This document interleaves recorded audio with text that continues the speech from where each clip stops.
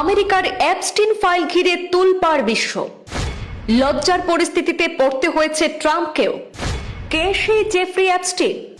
বিশ্বের তাবর তাবর নেতাদের সঙ্গে ঘনিষ্ঠতার রহস্য কি? রাতারাতি উত্থান পতন জেফ্রি অ্যাপস্টিনের। একজন স্কুল শিক্ষক কিভাবে হলেন বিতর্কিত জগতের প্রভাবশালী ব্যক্তি? জেফ্রি অ্যাপস্টিনের দ্বীপের অন্ধকার জগৎ ঘিরে বিশ্বজুড়ে আলোচনা। কালো অধ্যায় সামনে আসতে পশ্চিমা বিশ্বের তীব্র প্রতিক্রিয়া। অ্যাপস্টিনের কর্মকাণ্ড ঘিরে দ্বিতীয় এমন কাণ্ডের নজির খুঁজছেন অনেকে বিশ্বে। মার্কিন আইন মন্ত্রক থেকে বিতর্কিত অ্যাপস্টিন ফাইল প্রকাশ হতে অস্বস্তিতে পড়েছেন ট্রাম্প সহ পশ্চিমা বিশ্বের তাবর তাবর নেতা এবং শিল্পপতিরা। যে ফাইল ঘিরে এত বিতর্ক, সেই ফাইলের জনক তথা অন্ধকার জগতের বেতাজ বাদশা জেফ্রি অ্যাপস্টাইন কে ছিলেন, এক ঝলকে দেখে নেওয়া যাক আজকের এই প্রতিবেদনে।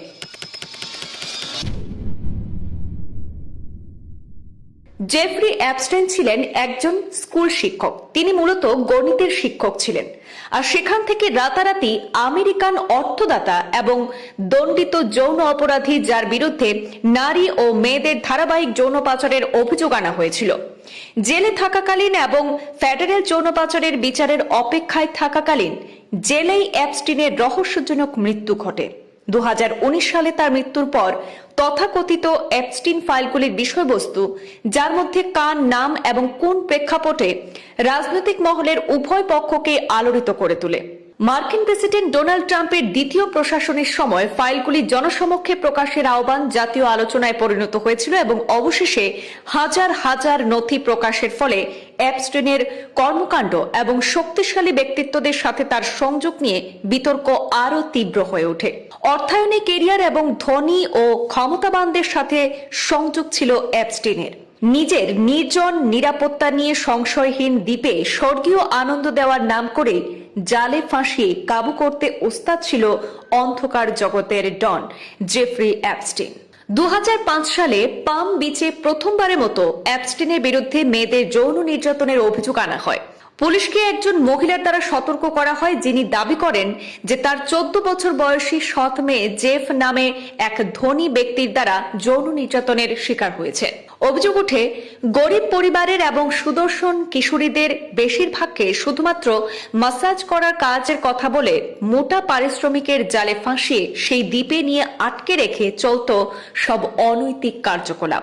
অথচ সেখান থেকে পালানোর সুযোগ নেই। ঘটনার প্রকাশ্যে আসার পরে মার্কিন তদন্তকারী সংস্থা FBI জড়িত হয়।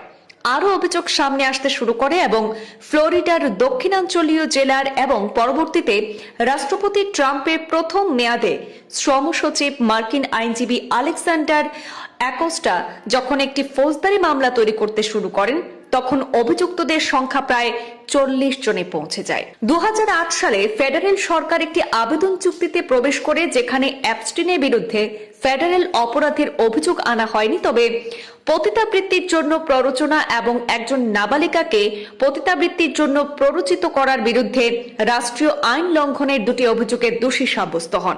জানা যায়, কোটি কোটি টাকার মালিক প্রভাবশালী দণ্ডপ্রাপ্ত অ্যাপস্টিন 13 মাস জেল খেটেছিলেন, যার ফলে তিনি সপ্তাহে 6 দিন তার পাম বিচ অফিসে থাকতে পারতেন।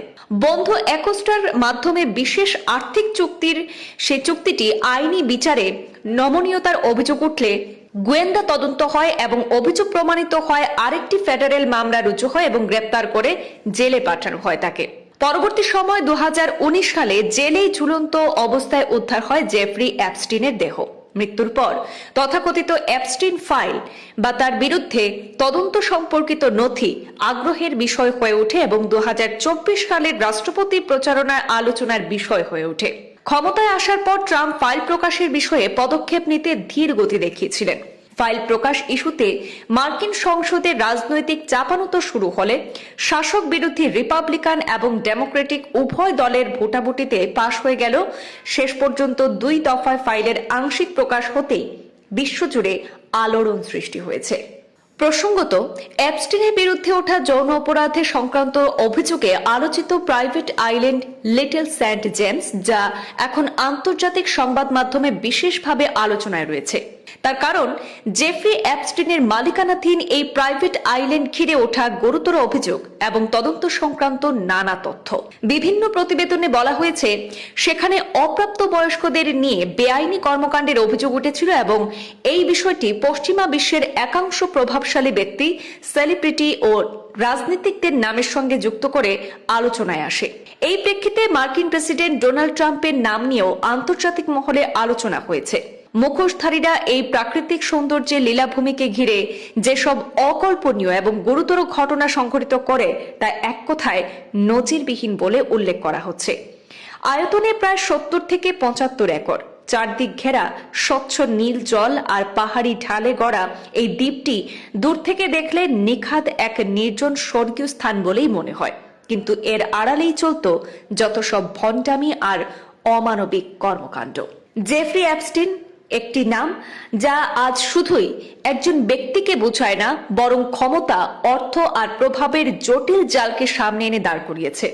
অ্যাপস্টিন ফাইল প্রকাশের পর আন্তর্জাতিক মহলে শুরু হয়েছে নতুন করে হিসেব নিকেশ। কার নাম কেন উঠে এলো, কোন প্রেক্ষাপটে, সবকিছুই এখন তদন্তকারী সংস্থার নজরে। এই নথিগুলি কি আরো কোনো বড় সত্যের দরজা খুলবে, নাকি প্রশ্নই থেকে যাবে উত্তরহীন? সেদিকেই তাকিয়ে গোটা বিশ্ব। ব্যুরো রিপোর্ট, পূর্বাঞ্চল প্রতিদিন।